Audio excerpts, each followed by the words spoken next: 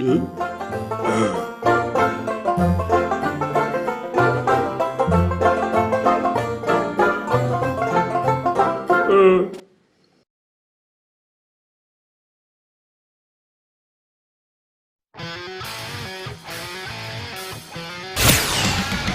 Off is always on point. Bringing you the best on current issues, community affairs, and the happenings around us. This segment of Gloves Off is brought to you by the best, so pay them a visit. Check them out. This is Gloves Off.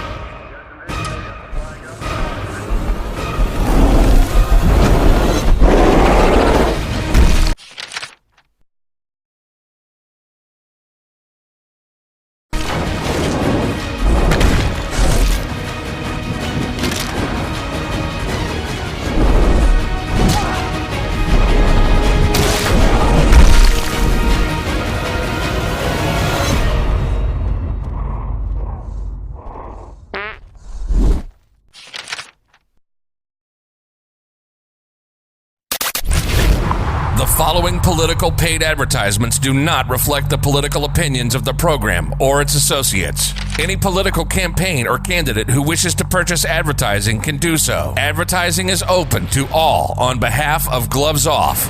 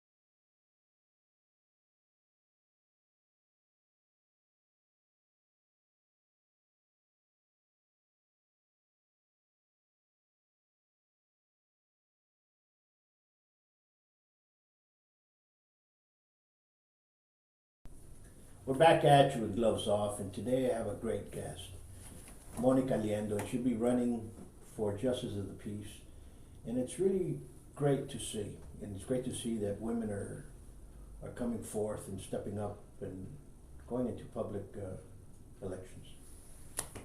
Good morning. How are you doing? We're doing good. How are you? Doing pretty good. How'd you decide? You know what, I want to run? I've always seen you at the county. Yes. You know, I've been you know. working for the county for a little over 16 years. I just feel like it's always been my calling. I've always wanted to do it.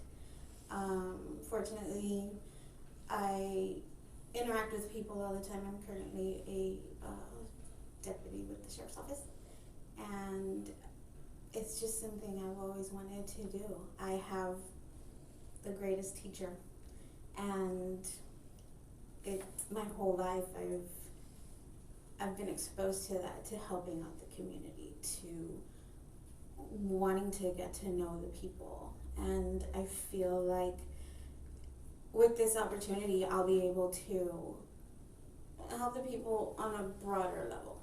Right now, it's what I do. You know, I'm a public servant. I'm a peace officer. But with this, I feel like I would be able to reach more people, be able to help more. It's really what I'm all about. I've grown up doing this. No, and you had a great teacher. You know, your father was an exemplary magistrate in JP, and you know, I've known him for years, and he's always been one that's always been trying to work with the youth. And that's something that I always would say was the best that he did, because he was always out there, especially with the truancy, and you would see him hands-on. Yes. And that's rare to see. There's very few people that have that. Some people are more in line with law enforcement. Some people are more in line with firefighters. But he was basically, you know what, my kid's out there is what it is. And every time I'll run into him, because he would always say, "Hombre, we have a lot of problems, and I'm still doing it." He was always with that in his mind. Right. Are you going to try to follow that footsteps?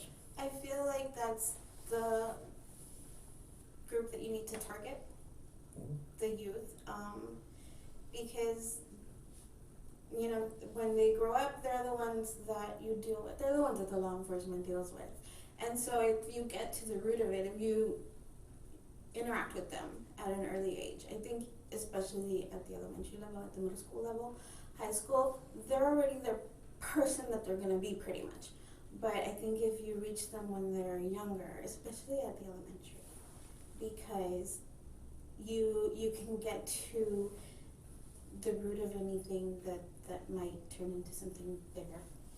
I've always said this. I go, our innocence of societies are children, and we throw our children into society at a very, very young age. And it's always been there, because, you know, different cities' growth environments are different. But here, you know, as soon as they're 5 years old, somebody else is already it's already influencing them. So you have to rely on good educators. You have to have those role models that are out there. And you are correct. You know, once you go into high school, once you go into junior high, there's already some habits that have already been formed. And some can be good habits, and some can be bad habits. And I think we're all talking about the bad habits, you know, because we do have a problem, especially here in Laredo. And we need to start stopping it, you know. And We need to be educated. absolutely. I think having more involvement at that level would make a really big difference. And I think that getting the parents involved, and, you know, the school staff involved, the teachers, the counselors, you know, if everybody comes together and at that point starts working with these kids, they can grow up to be exemplary people. And that's what we want. So I really, you know, that's what I want to work on. I want to try to implement some programs with the schools, truancy cases. Before the truancy cases go to the GP level, they are taken to the county attorney's office. And the county attorney's office, I believe, works with the schools to make sure that everything is done before it has to get taken to court. So once they get to me, or once they get to the JP court, that's already, you know, the last stop, and we don't want them to get there. Absolutely, you know, and you see that, you know, I see them here working with kids for a very long time, and dealing with a lot of different kids that come, because here they come from all different levels of society. Some have money, some do not, and some the parents bring in because they're already a problem, okay? And everybody always searches and says, "Oh, well, you teach them discipline." No, discipline starts at the house. I'm teaching them a discipline, which is a totally different entity. Right. You know? Yeah. So the people need to understand that. You know, you all need to teach them respect. No, respect starts at the house. Right. And I can tell you right away which kids have a father figure at the house, which kids are very uncouth with their parents. I can tell you which kids come in here and they're already on something. So there's signs that you see, you know, and we really, really have to, us as a community, have to be more vigilant and not be afraid of standing up and saying, well, guess what? You know that over there, that house over there is selling some drugs. Let's get this out of this neighborhood. And we have to step up because it's really gone out of whack. What other things in the JP court do you see? You're going to see a lot of domestic violence. How do you feel about that? Or peace bonds, right? Well, peace bonds, you know, peace bonds are usually done like a mutual, you know, you can't, somebody comes in with a complaint about a neighbor or, you know, somebody that they don't want around. Peace bond is the first step before you go to a restraining order or a protective order. You know, that's when the problem's just starting, and you can probably take care of it at that point if they comply and they stay away from each other. I think really the Justice of the Peace Court is exactly what it says. You know, you're there to, you know, Enforce the peace. Yes. So I think that the peace bond is, you know, people come to you and that's their first point of contact where they want help. So I believe that it has to be a mutual, you know what, I'm not just going to say this person's going to stay away from you and that's it. No, you mutually have to stay away from each other. I believe that's what should be done. Now we talk about restraining orders as well. And, you know, you have a lot of bad relationships go sour, and you have a lot of domestic violence also as well. How do you feel about that, being a peace officer, and also, let's say, you know, grants you the chance to be a JP? Mm-hmm. What would you do? How would you look at that? We don't, the JP court doesn't handle the restraining orders, but if you're asking me my opinion, I think that in a domestic violence case, not necessarily, a lot of people, you say domestic violence and they think, oh, a woman is, you know, a woman is The victim. the victim, and you know, it's not always like that.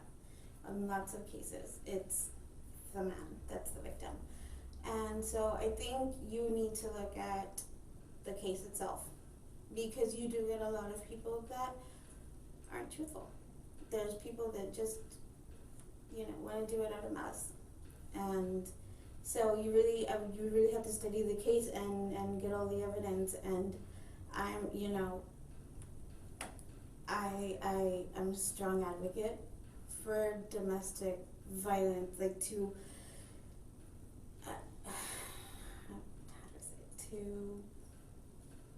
Prevent it? Or not to prevent it, because once it gets to you, it's happening. Right. A lot of people are afraid to come out. Absolutely. In these times, I think we're seeing more people come out because people are becoming more aware. They're more comfortable with voicing Sure. the problem, which is good. And I wish that more people would, because I've encountered situations where it's happening and the victim doesn't want to. The victim is afraid. The victim thinks that they start believing what the attacker is telling them, that they're not going to find anybody else, that this is the life that they have to live. And it's not true. And I wish that there was more help, and I wish that people would feel more comfortable in being able to go somewhere and to just tell one person. And one outcry is all it takes in order for you to get help. And there's so much help available. It's just that I don't think that people are aware of how much help is available and how easy it would be for them to get out of that situation. Absolutely. And as we've always said, it comes both sides. There's a lot of males that are victims, and there's a lot of females that are victims. There's a lot of kids that are being victims. Yes. And sometimes they say, leave them around, don't get involved with their family because they're going to come back together. Sometimes you have to. You have to. Sometimes you have to put your foot down and say, look, I'm not gonna tolerate this. It's not none of my business, but you're disrupting the peace now. Understand? So there's a time that, when do we get involved? Mm-hmm. And I think that's when we have to step up, right? And how do you feel running? Your father's leaving, and how do you feel running and trying to step into the same office? What do you say? What do you say to yourself? I feel really confident. Like I said earlier, I feel like it's my calling. It's something that I do on a daily basis. I interact with people all the time, and right now I work at the courthouse, at the Justice Center. I'm the first person they see when they walk in. And so I am the first person that hears what they're there for, what the problem is, what they're looking for. And so, you know, even though it's just me there allowing them to the building, giving them access to the building, I still hear all the problems. And it's in my nature to want to help. So I try to help them, you know, and try to direct them to where they're going. And I want to be able to do it, you know, on a broader basis. I want to be able to help. I want people to be able to come to me and know that I'm going to be fair and I'm going to respect everybody equally, and, you know, just be there to try to figure out how to help them. That's what I want them to feel when they go to my office, if I'm elected. You know, and that is good, you know, because you need to do some stuff inside. You know, you can't say, you know what, I'm going to go in there and change this. I'm going to go in there, they did this wrong, and I'm going to do this better. I'm going to go in there and I'm going to forcibly change the habits. No, you have to say, you know what, this was what's done. This is what we're going to continue doing if it's good. If not, we have to adapt. And that's what anybody would do. You have to adapt. There's things that are there, you kind of analyze what's going on and continue moving forward. I think that you just try to better what is already there. You know, improve on that.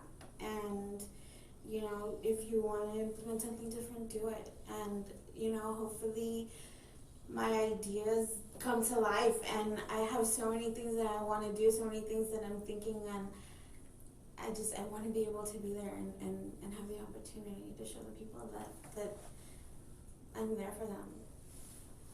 That's true. And let's talk about the public servant, because you're a public servant, right? Mm-hmm. You're a peace officer. Yes. What got you involved to become a peace officer?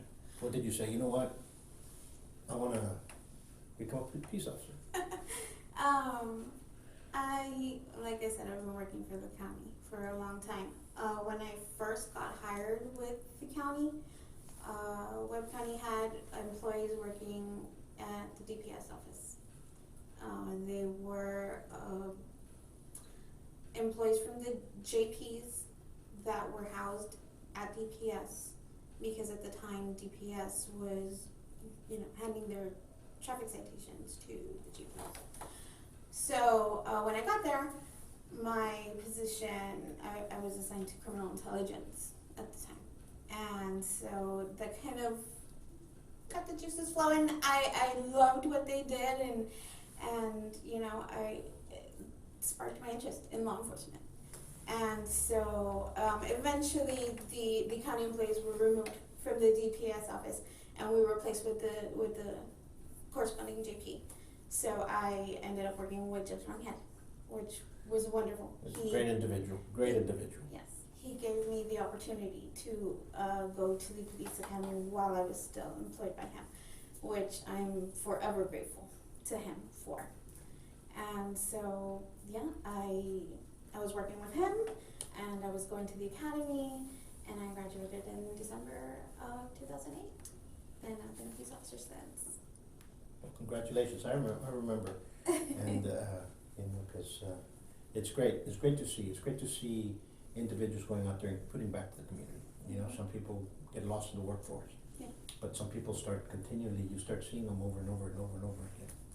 And that's interesting. And you have a couple of opponents running with you, right? You have a Miss Marilena Morales, which is a counselor, an attorney at law. You have a Miss Mary Perez, and you have a fireman, I think, Mr. Juan Paz.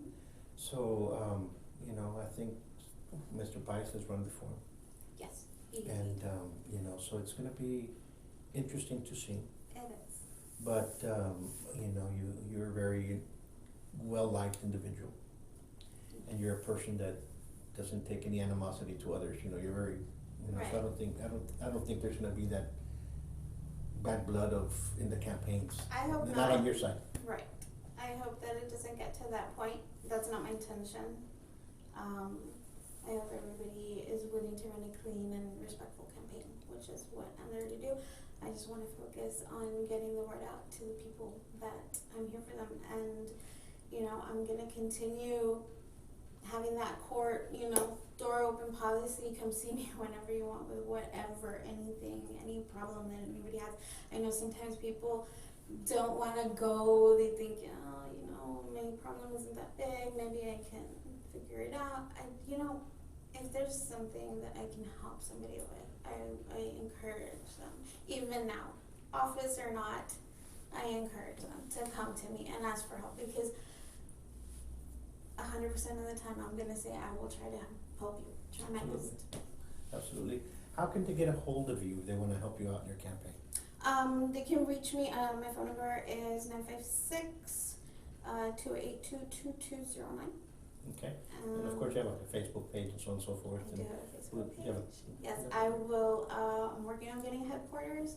So as soon as I have that, I'll put that out on Facebook. And, you know, anybody that wants to contact me, please. I appreciate everybody's help and everybody's support. I hope that we'll do good in this election. I feel very confident about it. I'm gonna stay positive because it's been going really well so far. Well, we want to thank you for standing up and taking charge. You know, many people say they want to run. Very few people sign the dotted line. Right. And it's hard. And I've met many good friends that have run, and some have won and some have lost, and we've stayed friends. And it's interesting to see why most people do want to run for to help the community. Of course. And there's occasional oddball, but usually it's for the good of the community. So wishing you well. Wishing you a great holiday season. Likewise. Merry Christmas. Yes, and Merry Christmas to everybody. and we're actually placing debates. So for people out there, we're going to have debates like we did last year. Good. And I'll forward all the information towards you and to the rest of the candidates. And I think it's going to be great. It is. We're gonna do good. So once more, thank you. Thank you. Thank you for having me. No, anytime. Just call back, Paul. I want to talk about this. Come on over. Folks, once more, great woman candidate. Pay attention on who's running. Pay close attention to everybody. Research your candidates. And decision time will be on election time. And enforce your right to vote. That's what we need to do. Because we have a lot of people that do not vote here in Webb County. And I would say this again, my pet peeve is, let's not pass the school buses when they have their red lights on and their stop out there, okay? Seen plenty of that going on here in Hillside and on Springfield. All right, until next time, peace. Thank you.